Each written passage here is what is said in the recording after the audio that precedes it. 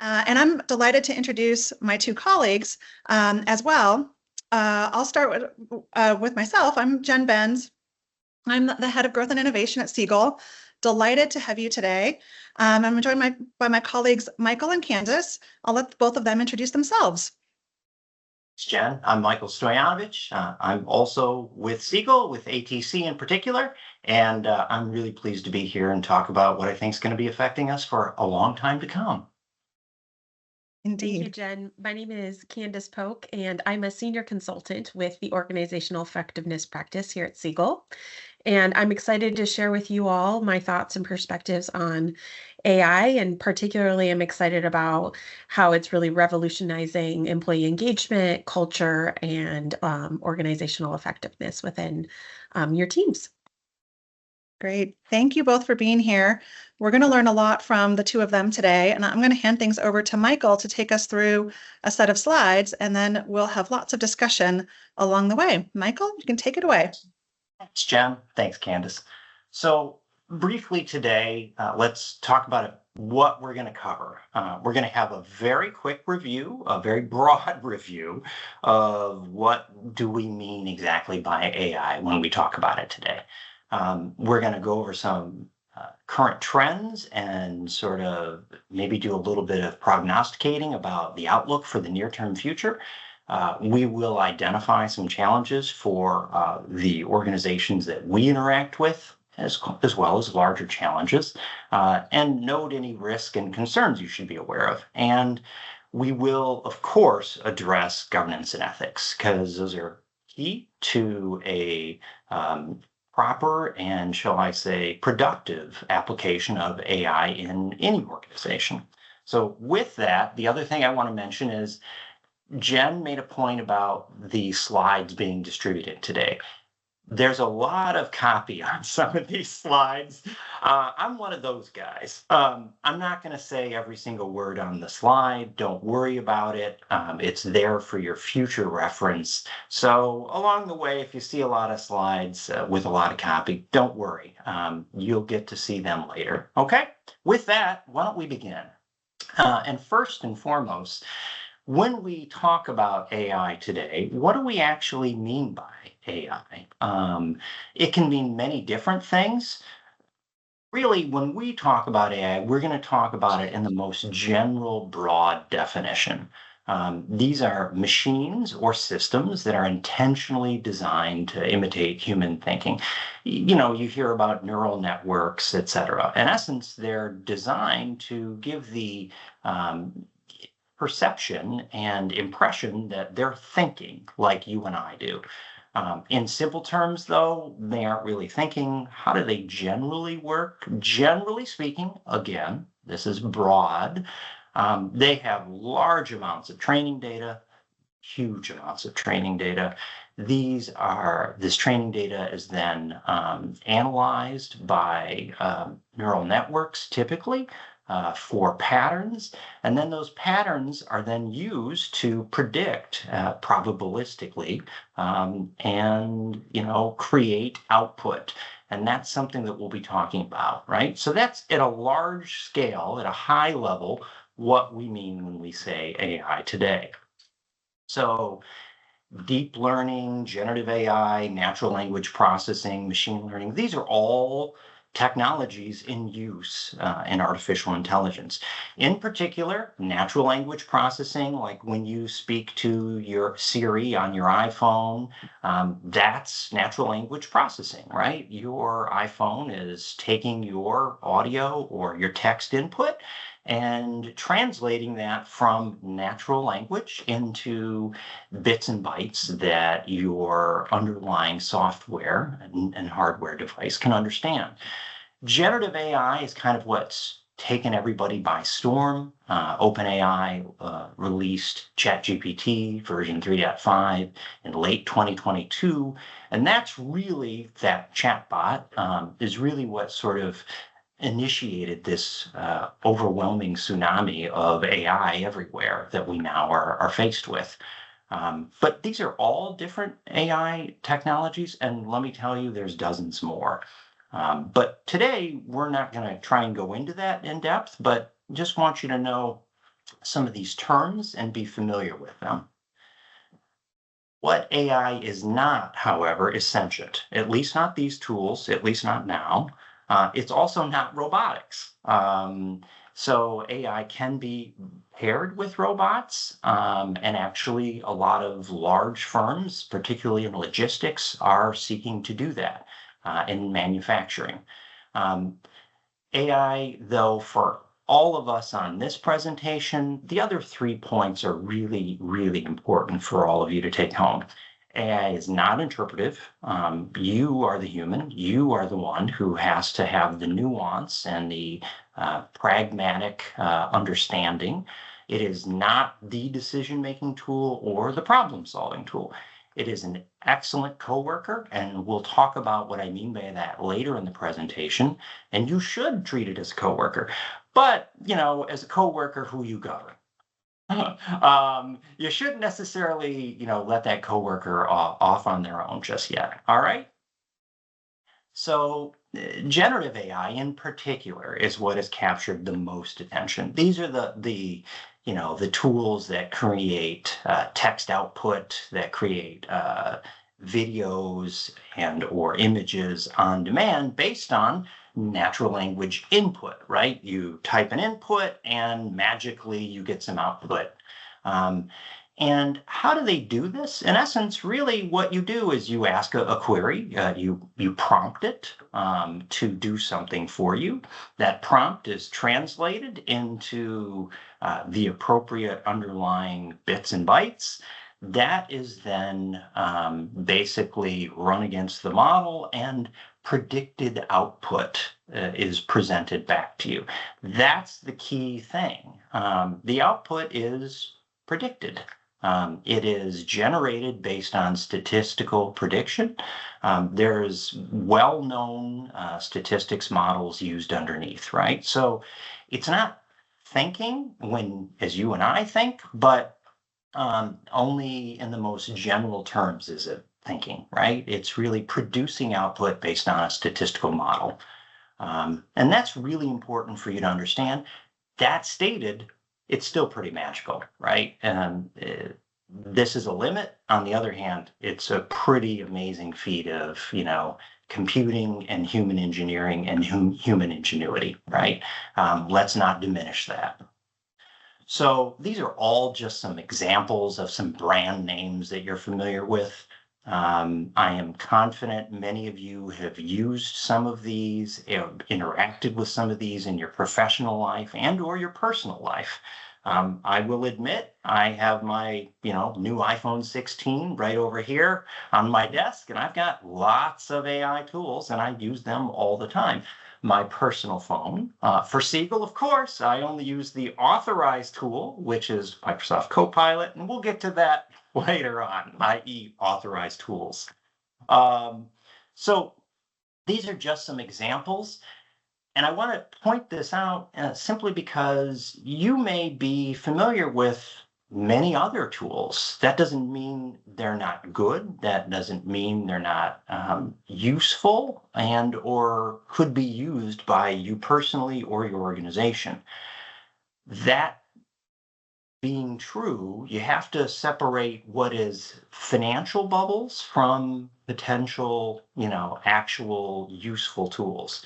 Some of these tools that are not on screen, and even some of these that are on screen, may come and go.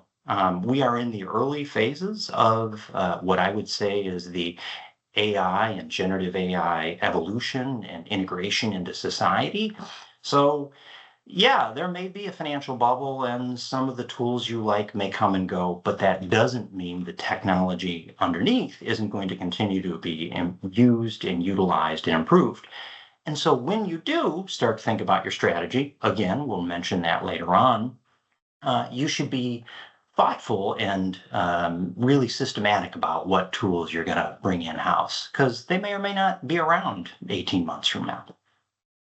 So also, when it comes to tools, not only are there brand names, but there's different implementations, right? So let's think about it. There are the brand names, the Microsofts, the Googles, the Metas, the Claudes, the OpenAIs, Anthropics. But there are different implementations of these brand names, right? There's chatbots, which is what really sort of initiated all of the interest that we have, and one of the reasons we're here today. That's ChatGPT, that's Anthropic's Claude, Meta's Llama, Google's Gemini. But then there's copilots, right? Like Microsoft's Copilot or Salesforce's Einstein, if some of you are on the Salesforce platform. And of course, there are agents. Agents are new.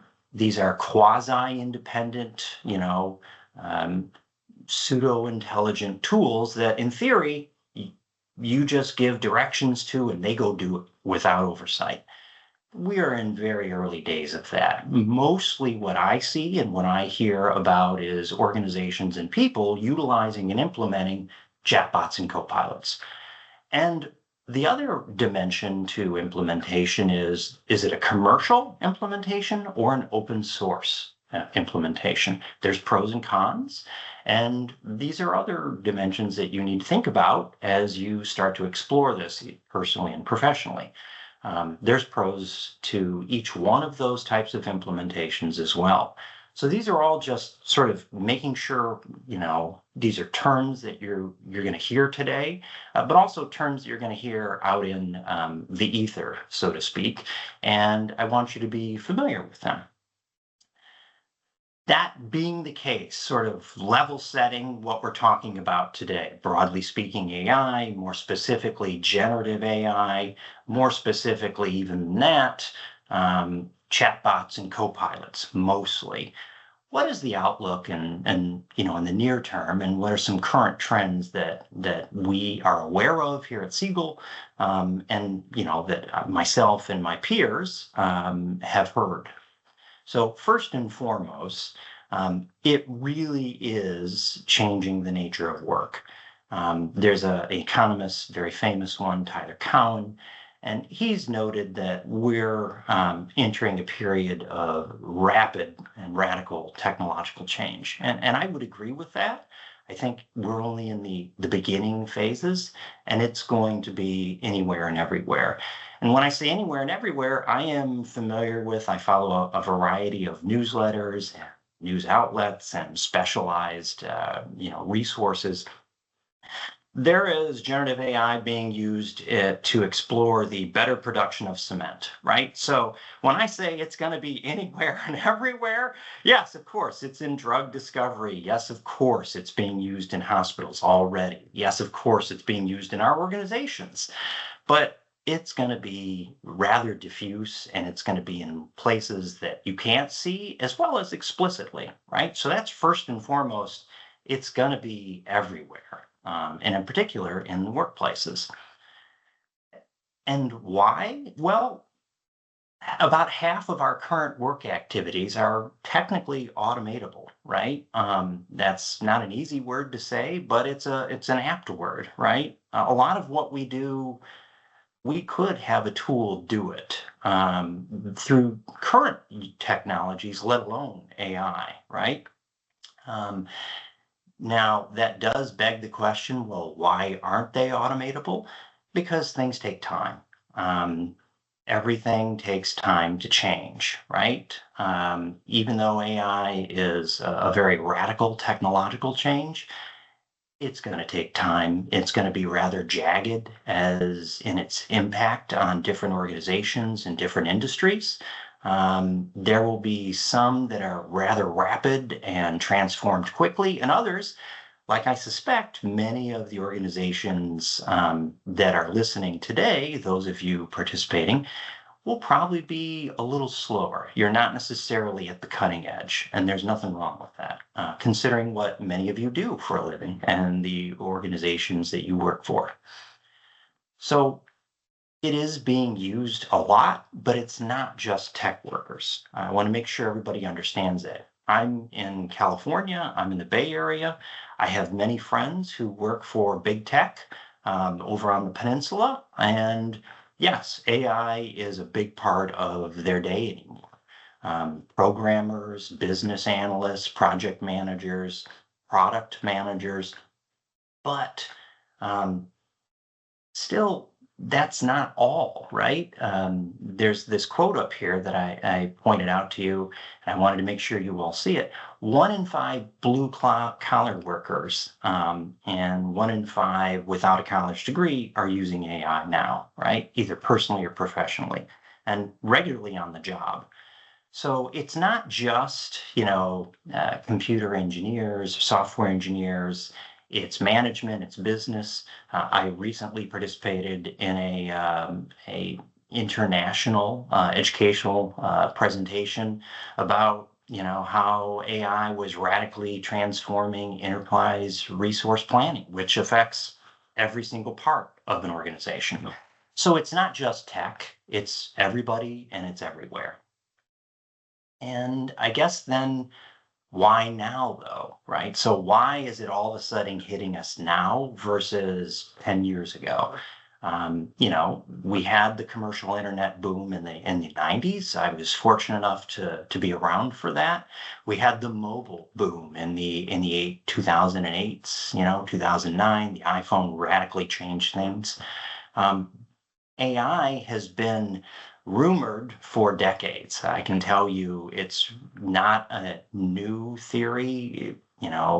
Computer science, people have been studying AI for decades. Really, what it comes down to is really cheap computing power and hardware, lots of really big data, and rapidly improving algorithms. And what do I mean by algorithms?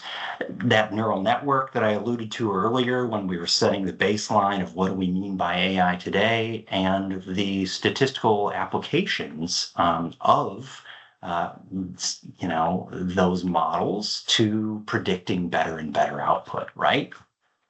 That's really what it comes down to, is there's just a lot of confluence of factors that make it really, really appropriate and relevant now, whereas 10 years ago, it was, not anything useful. I can tell you because I used to play around with stuff. Even just 5 years ago, it wasn't very useful. So that's really why now. And, what that means is it's only going to accelerate and be a part of our lives more and more. So, what are some of the current trends in AI generally and Gen AI in particular for small and medium-sized organizations? I think we all read the headlines. You can all read about what Google's doing, what Microsoft's doing, or how Goldman Sachs or Chase Bank are implementing it, right? But what about small and medium-sized organizations? Those are the types of organizations that I deal with on a regular basis, as do my peers all throughout Segal. Although we do deal with very large companies too. So one of the trends we're seeing is AI democratization. So really, these tools, one of the nice things about AI and generative AI in particular, chatbots, co-pilots, is you don't have to be a global multi-billion-dollar organization to use them. You can start using them now, and you can use them well and ably. Of course, you better have some thought before going into your implementation before you start using them. You need to be systematic and intentional about what you're going to do and why, but you can do it. It doesn't require, millions of dollars in infrastructure for you to use these tools. And that's particularly relevant for small benefits administration organizations, fund offices, smaller higher educational institutions, third-party administrators. You don't necessarily have to have millions of dollars to use the tools, which is great. Another trend that we see is these tools are actually just getting better and better and better and better very rapidly.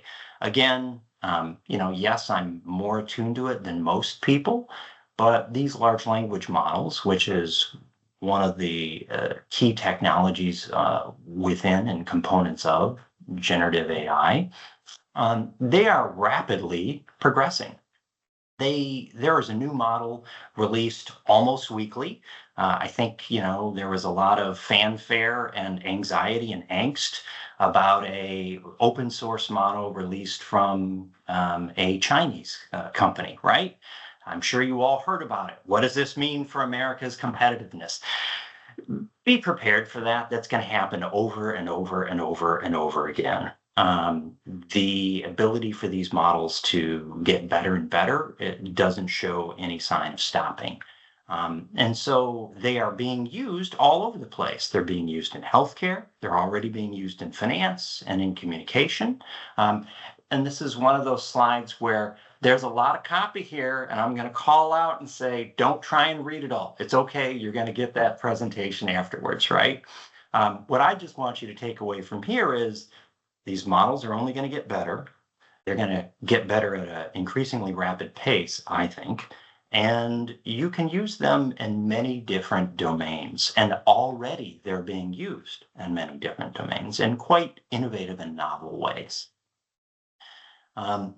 Again, lots of copy, but I want to make sure you take away just a couple of things. These tools, they're not just chat tools, they are multimodal. What do I mean by that? They can process and create images and video and audio, both for good and for bad. Many of you who may interact with me know that I spend a lot of my time helping organizations attend to, manage, and administer their confidential, sensitive, private data and information, PII, EPHI, financial information. Unfortunately, fraud is a real thing, and these tools can help enable criminals to produce more fraud. On the other hand, these tools can be used to provide better service, produce better communications, and even help employees learn. And I've seen instances, very simple at first, because a lot of the clients I work with personally are pretty conservative, which nothing wrong with that. I've seen instances where they're already being used, these tools, in very constructive, useful ways. So what's this, the emergence of AI with other technologies, though? It is not something that should be thought of in a bubble. A lot of tools and technologies already exist to solve your problems. That's one of the things I want to mention to you and make sure you take away. Yes, generative AI and AI in general are incredibly useful, incredibly powerful, and you can and should look to integrating them into your organizations. But sometimes there's existing tools that already work and you could have used previously. Power Automate, for example, or Zapier. These are tools that have been around for a while that help you automate workflows and tasks. They're nothing fancy, but they work and they've been there all along. You maybe just didn't realize it. So AI is a very advanced tool. It's a very powerful tool. It's a very helpful tool. It's a general technology. You can either use it by itself or in tandem with some of these other emerging technologies or existing technologies, and you should. You should look at your toolbox holistically and not just go for the bright, new, shiny thing. I am a fan of AI. I think it is going to be very helpful for our organizations, our jobs, those we work with, those we work for, and those we serve, participants, beneficiaries, customers.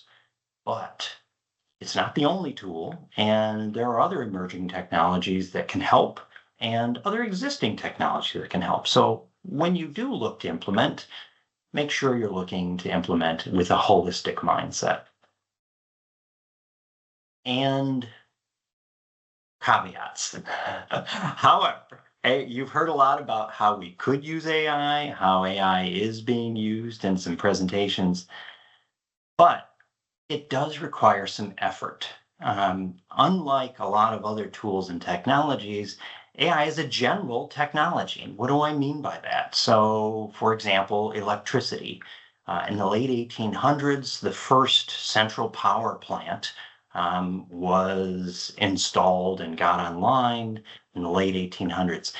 Electrification in the United States really wasn't widespread for another 40 or 50 years. Why was that? Well, basically, it requires time to change people, processes, infrastructure, physical plants. It's the same thing with AI. If you're looking for somebody to show up on your doorstep and say, well, you've got these 5 roles and you do these 10 services, here are 20 ways to use AI. In general, sure. But in practice, everybody's different. All organizations are idiosyncratic.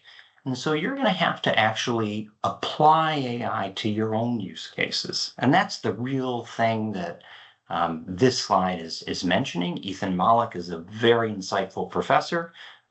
He's at the Wharton School. He's written a book. And I do suggest you follow up on him and what he says, because he's a really insightful guy. What he also mentions is some areas that AI could add value, broadly speaking. So over on the right, you'll see very high value, but higher risk. So contracted legal analysis, no ifs, ands, or buts. You could totally use generative AI to do that.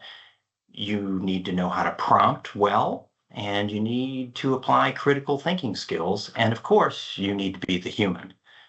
You can't just run these tools against contract, take the output and walk into a meeting and say, sign this or not sign this based on that output. That would not be a prudent thing for you to do. Probably career altering, right? You could use it for content moderation. You can use it for cybersecurity and privacy, and you should. And actually, I see a lot of tools out there that I, evaluate for my clients where it's actually providing value. Software engineering, no ifs, no ands, no buts. I recently posted on my LinkedIn profile some data from the St. Louis Fed, it's called FRED data, and it shows a bell curve of jobs in computer science, right? Software engineering. And the peak was a couple years ago, and we are down here at the low end of the curve already with computer, software engineering jobs, because AI is already having a significant impact on software engineering. And I've got friends who know that. But you'll see along the way, there's other places to use it as well. Yeah. Michael and Candace, one of the questions that we got from lots of folks is, what do we think are the practical ways, or what are we seeing as the most practical ways organizations are using AI now? You have lots of examples on screen.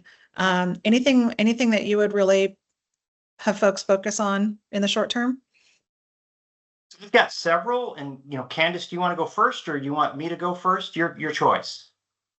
You can go ahead and go first.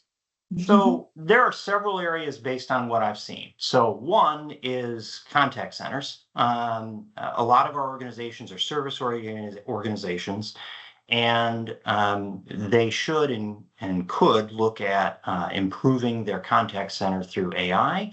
They typically have contact center software that is a part of their, telephony system. That software either most likely has a Copilot add-on or an upgrade where, they could license from the vendor. If they don't have any contact center software, that's something they could look at, right? So that's one way. And there's a variety of particular tasks within contact centers that AI is really used and utilized. Cybersecurity, no ifs, ands, or buts. There's a variety of security information and event management tools that parse significant amounts of data and information. A lot of the organizations I deal with, they don't have the bandwidth to have a human review all of that. AI can help, and that's actually really, really important. As we all know, cybersecurity risks have only exponentially increased over the last 4 or 5 years, especially for organizations that have really high value data and information like all of ours. I've also seen it used in HR to automate a lot of the routine tasks. Again, first things first, look at your existing tool set. Are there Copilot add-ons before you go out and just buy a new tool? Additionally, for all of these, yes, you can use chatbots, the generic chatbots, the Microsoft Copilot chatbot, the OpenAI chatbot, but you do need to know how to craft a good prompt, and you need to know how to evaluate the output critically. And in particular, that does actually, I've seen this used both for contract and legal analysis, as well as in compliance. A lot of organizations get really, really large documents from vendors as part of legal agreements, and they say, I'm complying with your rules and regulations in the contract, read this 200-page document. It's hard for them to do that. So those are just some examples, in addition to, of course, all the marketing and communication, which Jen, you could probably speak to way more than me. Yep, and I'd say from my side, we're typically seeing it in HR predominantly, being leveraged and utilized for lots of gains. Michael mentioned some of the more routine tasks, but recruiting and retention is another big area that HR is utilizing AI, particularly when it comes to finding new candidates, looking at job descriptions and resumes, chatbots to answer some common questions for employees. Those are the big areas there. Additionally, I have a lot of procurement clients that are starting to leverage and capitalize on AI. There's a lot of tasks that go into contract negotiation and maintaining databases for parts and things like that. And so there's a lot of gains that are happening there as well. Last thing I'd say, Jen, Great. is all of these bullets here that I have on screen, these are actually based on actual clients and actual people using them. So these are some real places that organizations could look to apply AI. No ifs, ands, or buts. Yep, absolutely. Lots of good work being done already. All right, Yeah. we do have lots of questions coming in, folks. You can put any questions into the Q&A. We'll get through this next section, the next 8 or 10 minutes, and then we'll move to lots of discussion.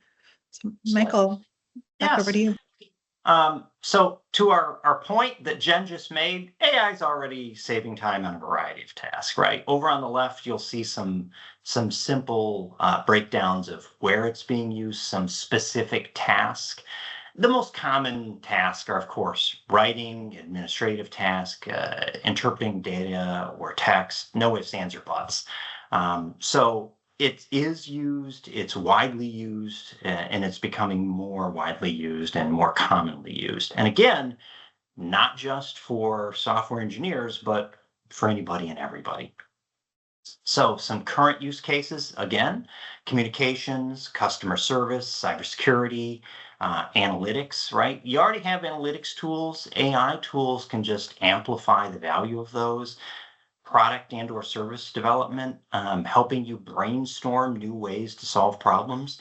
One of the nice things, simple but very powerful uses, is to use an AI chatbot to say, hey, here is my challenge. Give me 30 different possible solutions. Not 3, not 5, not 10, but 30.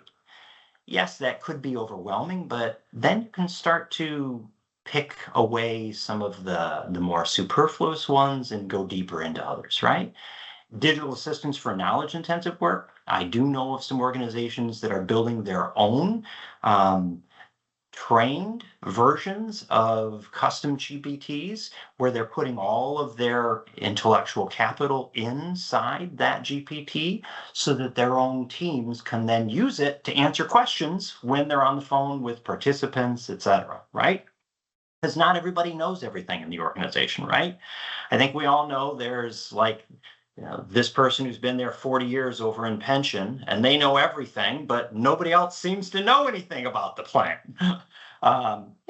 These are just some of the current use cases, and there's many more. But that stated, there are challenges and risks that you should be aware of. One, there is still a lack of understanding in organizations. Candace and her peers speak to a lot of leadership, and many of them still are grappling with, well, what is it? How can I get my organization using it well and ably? And then there's the fear of the unknown that everybody has. It's a very human trait. And it's very common for staff and for our peers to have it. Is this going to affect my job? Of course, negatively, poorly. Will I have a job? Am I going to like my job? These are all legitimate, real live concerns and questions. And guess what? You need to handle them like you do any other change with organizational change management, systematically and intentionally, right? But they are real and you need to be prepared for them. So what can you do now? Well, one, you can start to play, and we mean that in the broadest term, right? Not foolishly, not without controls or governance, but start to play around with the tools. And then you should assess your organization, your leadership, and your culture to see how ready are you for this, right? And Candace, maybe you could talk to us a little bit more about this. Yeah, absolutely. So in the organizational effectiveness practice, we're essentially the people. And one of the biggest pitfalls that we've seen is that organizations will typically lead with a technology. And like Michael mentioned, there's a really real challenge around some of the fears and uncertainties that are there. And so what we recommend to our clients is that rather than picking one of the really many great tools and starting and leading with technology is that you think about your people first. And so some of the ways that you can do that is through these three key areas that we have listed up here on the screen. The first is really focusing on educating your leadership on AI. We know that AI is transforming organizations and industries by automating tasks and creating a lot of efficiencies. There's some really cool things it can do in terms of being your co-pilot in decision making, and it creates a lot of new opportunities for growth, particularly in the tech industry, like Michael mentioned. However, what we see for our organizations that are really best practice organizations is that successful AI adoption starts with leadership really understanding its potential. So again, Michael mentioned, what is AI? So making sure your leadership team has had some of their own individual experiences utilizing a tool, understanding why it matters, and really how it can be used in your organization. And so the key here is really to demystify AI for your leadership team so it doesn't feel just like a futuristic concept, but more of a practical tool that can be leveraged by all of your employees throughout the organization.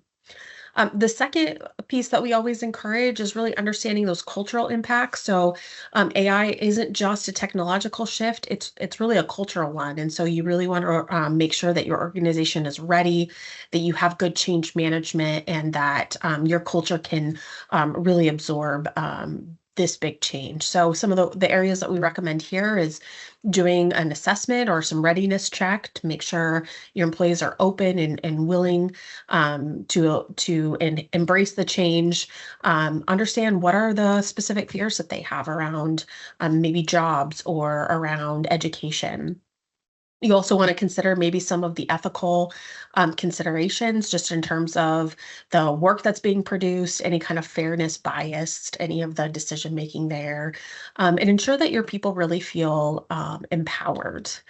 And then lastly, we recommend that you build a strategy. Adopting AI without a strategy, and Michael's going to talk quite a bit about this later on, really leads to wasted investments and missed opportunities. And so you should have not only a really good technology strategy and roadmap, but you want to make sure you have a good people strategy as well that have very clearly defined objectives. You utilize a really collaborative model where you're not just leveraging IT, but you're thinking about how is this going to impact HR and operations, and again, that your leadership is really leading these efforts. And then you think about, really pilot projects and change management efforts. And I know we'll talk a little bit about communications there, but bringing that all together in a really cohesive strategy that really embraces more than just technology, that looks at your people, your processes, and your long-term vision and mission. That's great, Candace. We have a lot of folks who've asked questions about how do they get leaders on board who are not interested yet in AI? What have both of you seen in terms of helping leaders see that this is really not an optional thing? Everyone is going to have to figure out how to embrace this in their organizations.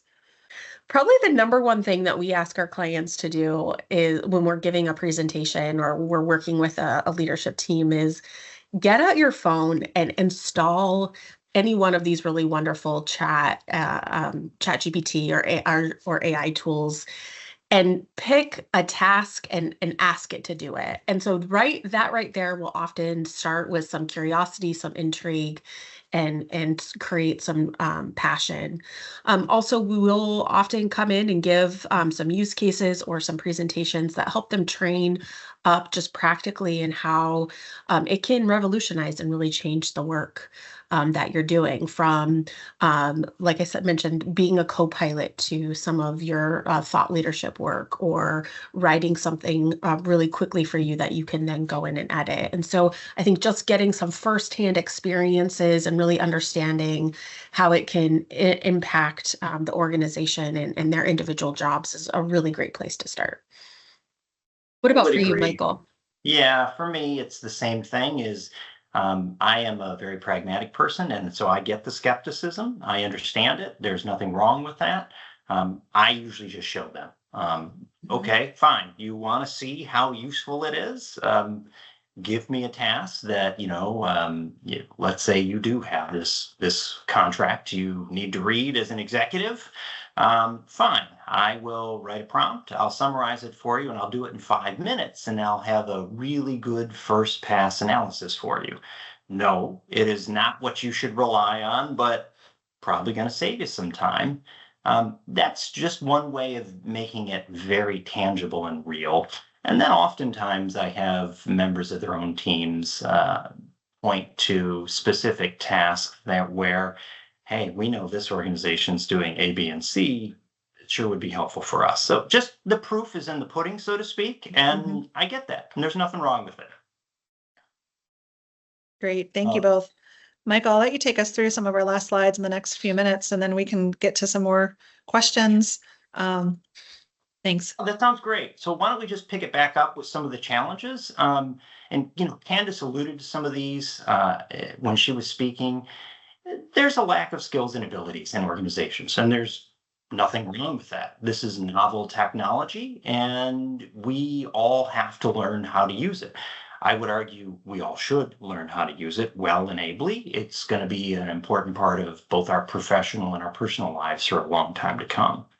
So, how do you overcome this lack of skills and abilities? First things first, be open-minded, think creatively, ask, can AI help me do this?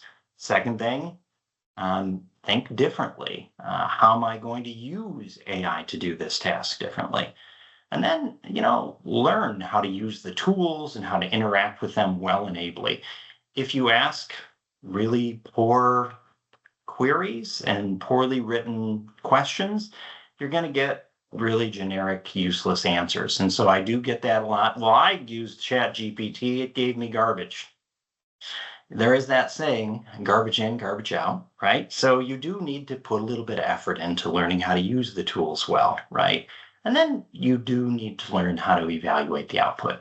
I think we've all heard about those newspaper stories where people use ChatGPT and much to their horror, it gave them the wrong answer. It hallucinated, and that's one of the risks that they pose, right? So, how do we overcome all of this? Again, I'm going to reference, Ethan Mollick.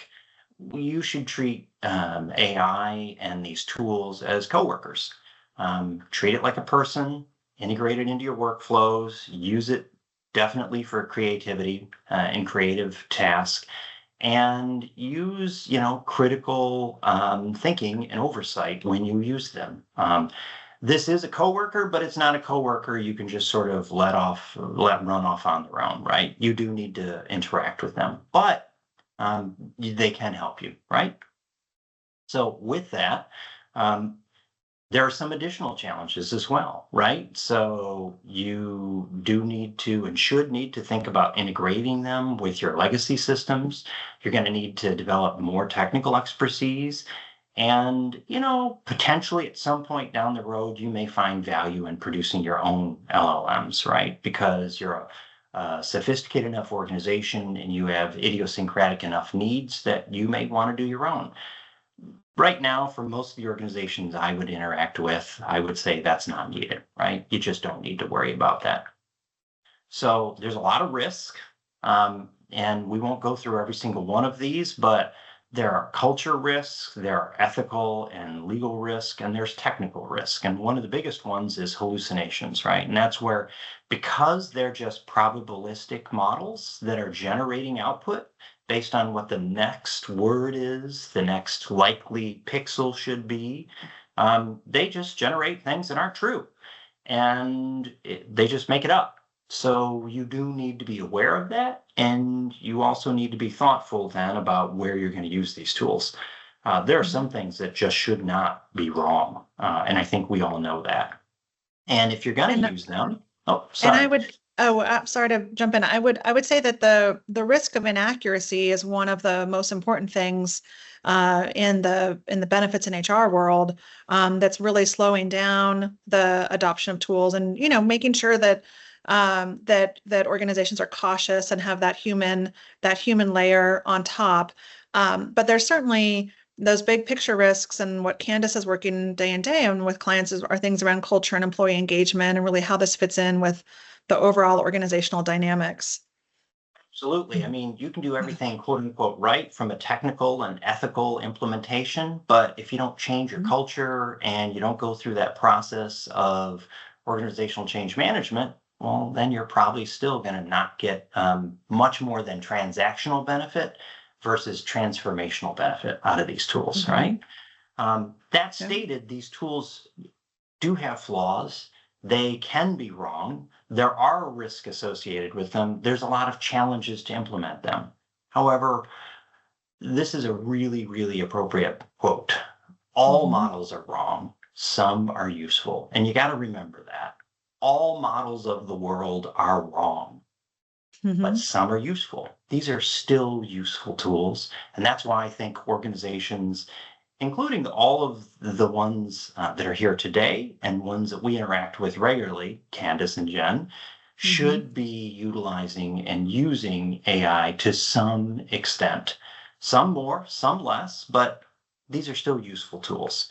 And so with that, there's only a few slides left here. How should you go about governing these tools, considering the risks, right? So you should establish some acceptable use policies and procedures within your organization. And those should be codified, well communicated, and your staff and your team well informed. This is what you can do. This is what you can't do. These tools can be used. These tools can't be used. And here's how. It should be real explicit, because these are novel tools and novel ways of interacting with a quote unquote coworker. And so people need to learn and they need guidance, and there's nothing wrong with that. So when we say governance, there's a whole process that we would argue organizations should go through and should implement, from that acceptable use all the way down through, regular reviewing and updating those policies and procedures when things change. That stated, there's a whole variety of things here that we think organizations should have in place as they work through their AI implementation. And remember always, you're the human. You should be in charge. These are powerful tools. This is really, really incredible, in human ingenuity in action, right? But they do fail. They are flawed. They are human creations, and we're all flawed. So you need to apply your human skills to oversee them and review the output. Remember, you're a human communicating with other humans. That's really the point. The tools just help you do your job and communicate better, whatever that communication may be. And lastly, Candace, maybe you could tell us a little bit more about, even though there's all these challenges and risks, what's the next steps that organizations do to make sure they start to utilize these tools well and ably? Yeah, thanks, Michael. So we thought that we would leave you all with some a quick checklist and some questions to kind of think through at the end of the presentation to wrap up, and then Jen will get into some questions. But here's a few things to think about when you're thinking about, are you and your organization really AI ready? So the first question that we like you to start with is kind of the top of the organization. Is your leadership team AI literate? Do they have a sense of what AI can do for them personally, for the organization, and why it's important as you're thinking about the future? The second question to really ask yourselves is, have you assessed and prepared your organizational culture? Do you have a strong impact analysis that you've done, and a change management plan to really support that, and employee engagement strategies that are going to move your organization along with the technology? And then I'll let Michael speak to this a little bit more, but do you have an AI strategy? Again, a good AI strategy blends the technology roadmap with the people aspects that I just referenced. And if so, who owns it? So Michael, I'll kind of turn it over to you and Jen to talk about the last couple questions. Sure. I mean, to Candace's point, AI and some of what we've heard here today, AI shouldn't be off on its own. It should be integrated and synthesized into the organization. Other tools that you're using, it should be implemented into task management, workflows, jobs, roles. It should be treated as a coworker and or staff person. That being the case, if it's going to be that embedded, it's got to be part of your overall strategy. And so obviously you want to apply it in useful manners that are relevant and appropriate to your organization. Throwing it over the fence, and that is how I've seen it done and how I characterize it, throwing these tools over the fence at your staff and saying, here's AI, go do stuff, make us better, that's not going to work. You're going to get maybe some transactional benefit, but not truly transformational. You're not going to improve quality. You're not going to dramatically improve service. You could actually expose yourself to liability and or create problems, or you just may make everybody frustrated and annoyed, right? So you need to think about these things, these tools, the issues that they raise, the challenges, about how you're going to utilize them and where. Different organizations have different answers, and that's all right, and that's okay. But you do need to do that, and you do need to do that up front. So you can, to Candace's point, train your team, prepare your team, identify job changes, identify workflow changes, identify new tools you may need, new licensing to existing tools, training, education.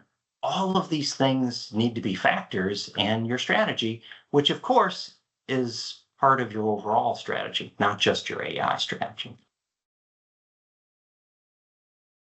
Great, thank you. And that last point on your vision for how AI improves the participant and employee experience is an important one too. And a little preview for the next webinar we're going to host on March 20th is going to be all about AI and employee or participant communication, especially around employee benefits.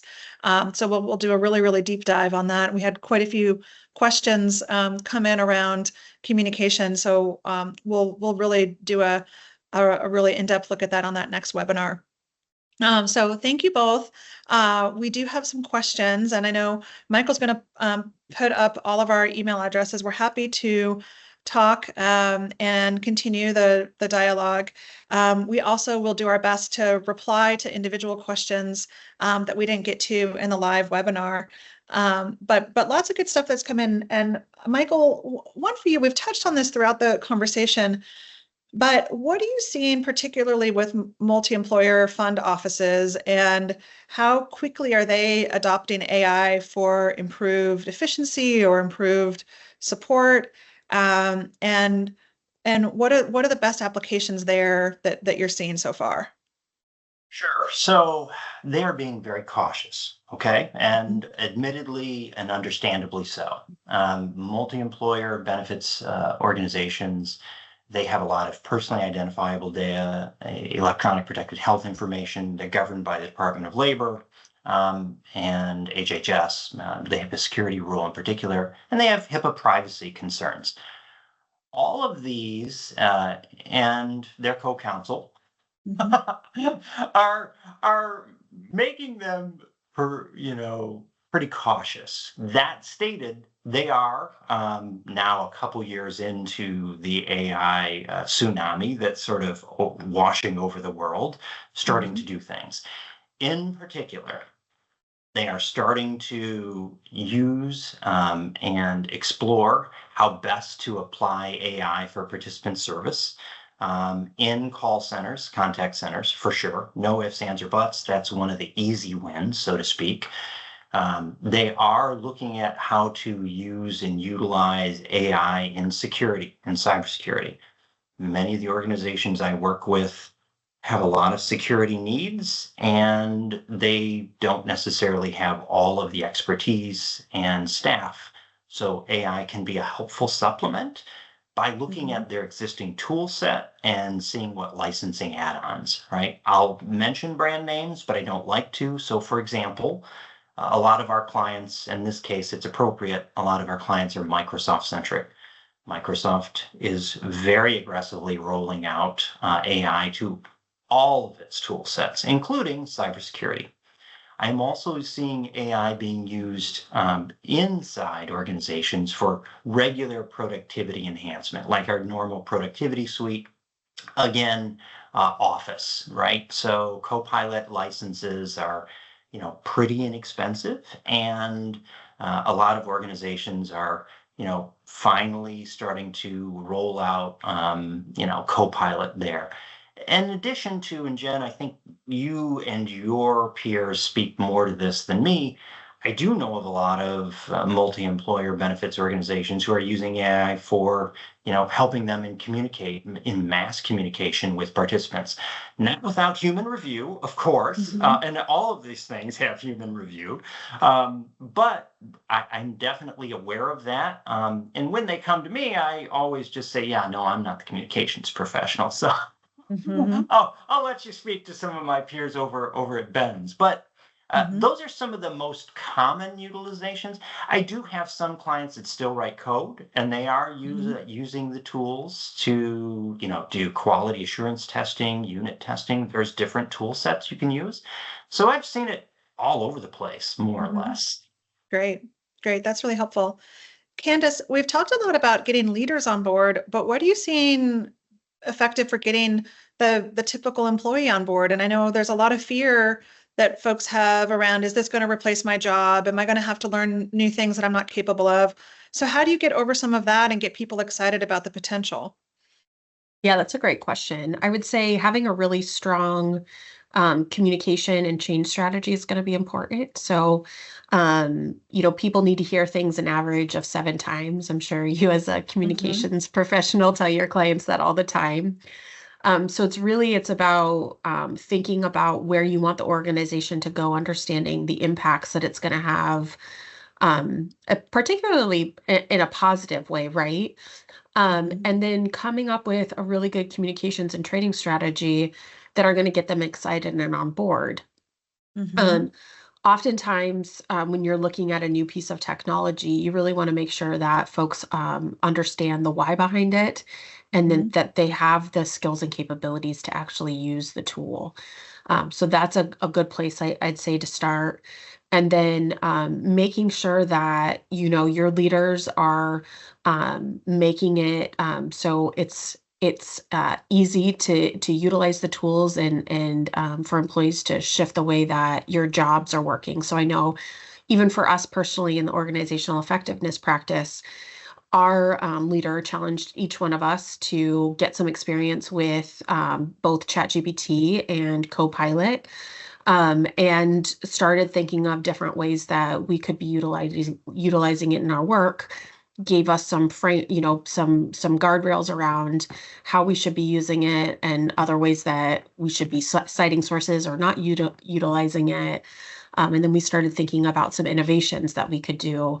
in terms of, giving presentations and things like that. So Mhm. those are, I think, just a few key ways generically that you can really think about empowering your employees. The last thing I'll just mention is, employees are mostly going to do what they're paid to do and what their boss tells them to do. So you want to make sure that your rewards and recognition strategies are really aligned to your AI efforts. And again, going back to my previous comment that your middle managers and supervisors are their performance metrics and goals are all tied back to that, and that they're encouraged and incentivized to be utilizing the Mhm. tool. Yep, that's great. That's excellent advice. Well, our final question as we wrap up, there are a few folks in the comments that are concerned about the tools taking away the human element, and just as in some cases AI might remove bias, it also could put in more bias. So how are you both talking with clients about really making sure that human layer is always part of any sort of rollout and any sort of change in workflow? Candace, do you want to start with that too? Yeah, absolutely. Mhm. So I would say I always encourage our leaders to lead with empathy, to think about, what it means to be, a frontline worker or employee, and how that might be concerning for them. So that's a good place to start. The second thing that I would also say to that is explaining that technology oftentimes creates, well, there certainly can be some impacts to jobs, but oftentimes it creates new growth opportunities, and focus some of the energy around getting folks excited for what the tool can do, the new skill sets that folks could be building. So really be thinking more along the lines of encouraging them where you want them to go and the new innovative opportunities Mhm. that they can be learning and growing in their own careers. I That's don't know, great. Michael, if you have any other thoughts along those lines. Actually, Candace, you did a really marvelous job. Oh, I'm not wonderful. gonna, no, I'm not gonna add more to that. The only thing I would say is, and Jen's heard me say this Mhm. before, I'm gonna reference an old Herman Melville short story, Bartleby the Scrivener. It's got many different themes to it, but one of the themes is the difficulty of human communication. Human Mm, communication is difficult without tools to mediate our existence. Have some empathy, have some sympathy always. These Mhm. tools are great, but when you're rolling them out, when you're asking people to use and utilize them, remember, you're a human, they're a human. These tools shouldn't be used in place or in lieu of being a human. They Mhm. can help you be a better human and do your job better, of course, right? So Yep. just remember that it's all about humans first. The other Yep. thing that I would add is transparency is really important when you're thinking about change management. In the absence of information, employees will often make up stories, right, wrong, or indifferent. And you'd be amazed over the course of my career, some of the stories that I have heard.